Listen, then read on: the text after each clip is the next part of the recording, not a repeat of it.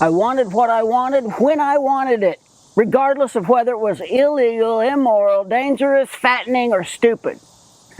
Back in the day, on the way to my addiction or prior to a relapse, I could easily justify just about any wrong behavior by telling myself, little lies and half-truths.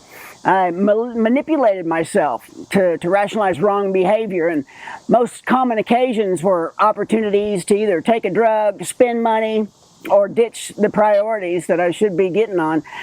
I don't know how many times I said, just one more time, or the old famous, just one more pill.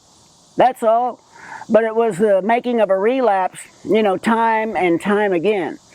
Most of us have dug pretty deep when it comes to our justifications of our insanity, and we think things as extravagant as, I should buy this thing because it's important to satisfy my recreational needs. I need to have fun because that's necessary to everybody's well-being and health. And if I don't have fun, I could suffer and become a cranky madman like Jack Nicholson in The Shining, going off the rails only to end up dead or in an asylum with no hope of a good life. And I wouldn't have any friends or family around, and I would die in solitude, and that would suck. So I'll go ahead and get it, even though I can't afford it. And hell, while I'm at it, save a trip later, I'll take 2. Now, I stretched that one quite a bit for cinematic effect, but it wasn't that far from what my old rationale used to be. I just know that I had a reason every time to do the wrong thing when I wanted to. And if you think like that was bad, let me tell you about a true incident. The real baron of BS is my friend Robert. And he was better at it, or should I say worse at it, depending on how you look at it. But once we were at his house in Southern California, in his garage, hanging around up to no good, and he asked me to hold out my hand, palm up, and I did. And he placed a small bag of weed in my hand, and before I could say anything, he snatched it back and shoved it in his pocket and started to walk away. Of course, I was confused. I asked him, well, what was that all about? He said, well, now if my wife happens to find it, I can tell her you gave it to me, or I got it from you. Oh, the honesty oozes from his pores. What a bunch of noise that is, right? Hey, is any of this ringing a bell with you? Then of course, to protect my addiction, and you probably have too, we got good at lying to others. I despise liars, but I had become one. Addiction causes us to do things that we're not proud of, and if we don't watch it, those things can become second nature to us. But in recovery, we have to be different.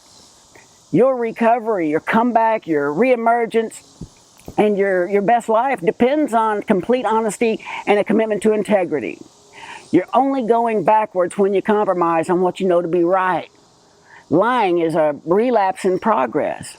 We know that the truth will set you free. Then the adverse of that statement is also true. The lack of truth will keep you in bondage. So if you haven't already, I want you to commit to complete honesty. And that includes the little lies to ourselves too, You're going to be miles ahead when you let your yes be yes and your no be no. Require truth from other people and require it from yourself too. Because if you can't be honest with yourself, you're going to have a hard time being honest with others. And we can't afford the consequences of that because our lives are too important. This one life deserves your very best. And as you progress, I suggest you don't bend, break, or water down your faith or your values either.